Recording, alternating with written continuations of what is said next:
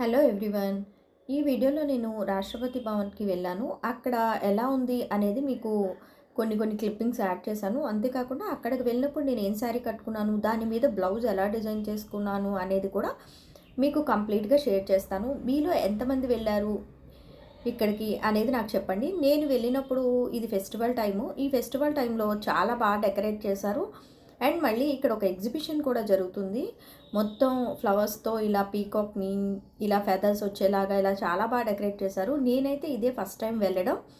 But ఏంటంటే ప్రతిసారి ఒక 50 రూపీస్ ఏమో ఎంట్రీ ఫీ ఉంటదంట. బట్ ఈసారి అయితే అలా ఎంట్రీ ఫీజు లేదు. ఇది కొన్ని డేస్ పెట్టారని నేను చూసిన వెంటనే వెళ్ళాను. దీనికోసం అని చెప్పి నేను భోగి రోజు వెళ్ళినట్టున్నాను. ఇది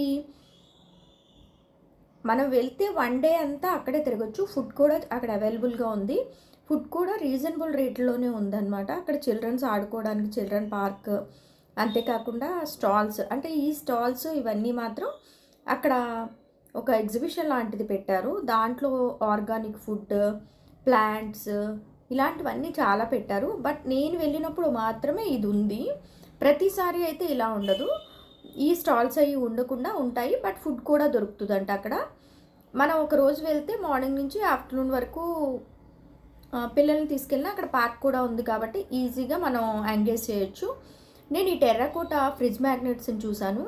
ఇవి చాలా బాగున్నాయి.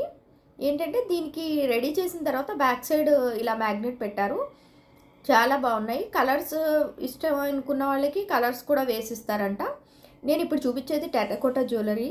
నేను ఈ లాంతర్ లాగా ఉంది కదా, ఇది నాకు చాలా బాగా నచ్చింది. సో అది నేను అడిగాను. 150 రూపీస్ ఏమో చెప్పాడు కాస్ట్. నేను తీసుకుందాం అనుకున్నాను కానీ ఎక్కడ ప్లేస్ చేయాలి అనేది నాకు ఐడియా రాలేదు. కాబట్టి నేను అందుకే ఇంకా తీసుకోలేదు. ఎందుకంటే ఇలా కనిపించినవన్నీ కొంటూ ఉంటుంటే ఆ ప్లేస్ ఎక్కడ పెట్టాలి అనేది తెలియక మళ్ళీ నేను షెల్ఫ్లో పెడుతున్నాను. తర్వాత మళ్ళీ ఎప్పుడో చూసినప్పుడు ఇది ఎక్కడ పెట్టాలి అని ఆలోచించాల్సి వస్తుంది. అలా ఒక 3-4 పీసెస్ ఉండిపోయాయి టెర్రకోటా. నాకు ఈ టెర్రకోటా ఐటమ్స్ అంటే చాలా ఇష్టం. ఇక్కడే వాటర్ ఫౌంటైన్స్ కూడా ఉన్నాయి. నేను పీకాక్ చెప్పాను కదా, ఇందాక క్లియర్గా లేదు కదా, ఇప్పుడు క్లియర్గా చూపిస్తున్నాను చూడండి. ఇక్కడ టెర్రకోటాకి కలర్స్ వేసి ఉన్నాయి. కాస్ట్ అయితే మరీ టూ మచ్గా అయితే ఏం చెప్పలేదు, నాకు రీజనబుల్గానే అనిపించాయి. ఫుడ్ కూడా అంతే రీజనబుల్ కాస్ట్లోనే ఉంది.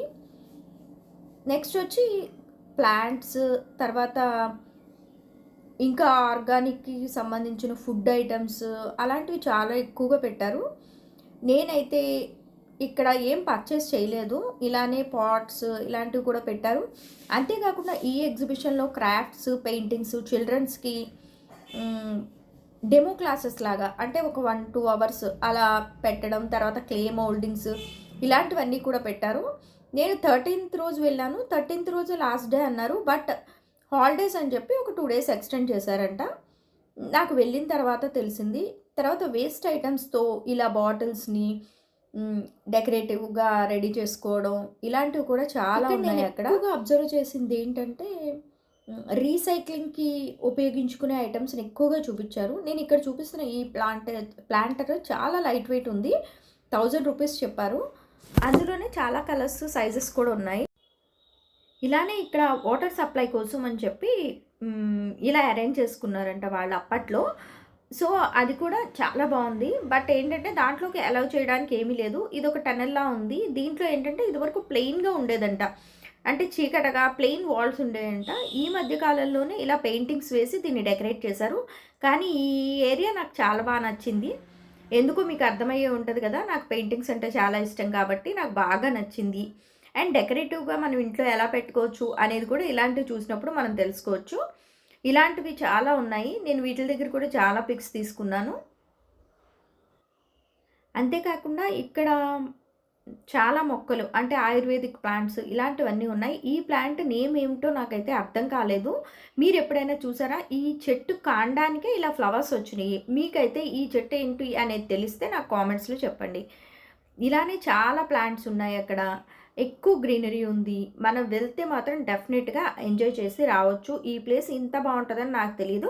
మాకు ఇది దగ్గరలోనే ఉంది. అయినా నేను ఎప్పుడూ ఇంత బాగుంటుందని ఎక్స్పెక్ట్ చేయలేదు. తర్వాత ఒక స్టోన్ మీద ఇలా కార్వింగ్ ఉందన్నమాట. ఇది చాలా అంటే చాలా బాగుంది. ఇది పైనుంచి వాటర్ ఫౌంటైన్లోంచి వాటర్ పడుతున్నట్టు ఇలా పెట్టారు. ఇది కూడా నాకు చాలా బాగా నచ్చింది. చాలాసేపు ఉన్నాను ఇక్కడే నాకు. తర్వాత అలాగే ఆర్టిఫిషియల్‌గా చాలా రెడీ చేసి పెట్టారు ఇలాంటివన్నీ.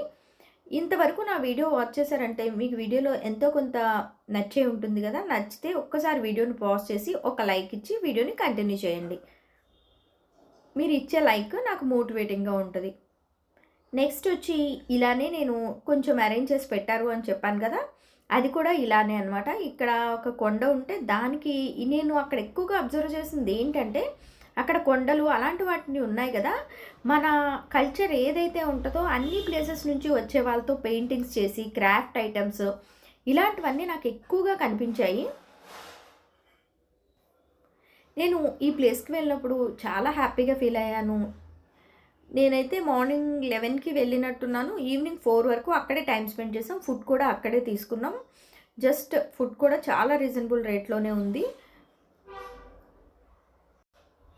అండ్ నెక్స్ట్ వచ్చి నేను ఇప్పుడు కట్టుకున్న శారీ చూపిస్తాను. ఇది నేను నర్సింగ్‌లో తీసుకున్నాను. దీనికి బ్లౌజ్ అలా ప్లెయినే వచ్చింది. ప్రింటెడ్ అది ఏమీ తీసుకోవద్దు అని చెప్పి నేను ఇలా ప్లెయిన్ మీదే హై నెక్ పెట్టి ఇలా డిజైన్ చేసుకున్నాను. ఇది ఎలా డిజైన్ చేశాను అనేది కంప్లీట్ వీడియో అంతా నేను అప్లోడ్ చేశాను. లింక్ డిస్క్రిప్షన్‌లో గానీ, కామెంట్స్‌లో గానీ పింక్ చేస్తాను. వాచ్ చేయండి. ఇది శారీ అంతా చిన్నగా వైట్‌తో అలా వర్క్ వచ్చింది. పళ్ళులో వచ్చిన కలరే బ్లౌజ్ ఇచ్చారు. దీనికి బోర్డర్ వచ్చింది. ఇది బ్యాక్ సైడ్ నేను ఇలా వేశాను. ఫ్యాబ్రిక్ పెయింటింగ్ వేసి చుట్టూ రౌండ్‌గా మనకి డోరీ దొరుకుతుంది కదా! ఆ డోరీ అంటించేసాను. అంటించేసి దాని కింద సన్న లేస్ మనకి దొరుకుతుంది కదా! దాన్ని వేశాను. బోర్డర్ కూడా వచ్చింది. బట్ నాకెందుకో బ్లౌజ్‌లో బార్డర్ వేస్తే మనం ఏదైనా శారీకి మిక్స్ మ్యాచ్ చేసుకోవడానికి కుదరదని నేనైతే బార్డర్ వెయ్యలేదు. వేయకుండానే అలాగే ఇది స్ట్రైట్ లైన్స్ వచ్చాయి. మీకు డల్‌గా కనిపిస్తుంది కానీ బయట ఇది బ్రైట్ గోల్డే. నేను తీసుకున్నాను లేస్ అని చెప్పాను కదా! ఇదే.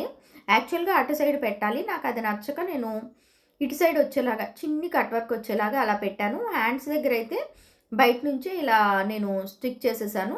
నెక్ దగ్గర మాత్రం లోపల నుంచి నేను లైనింగ్‌కి మధ్యలో పీస్‌కి అలా పెట్టి స్టిక్ చేశాను.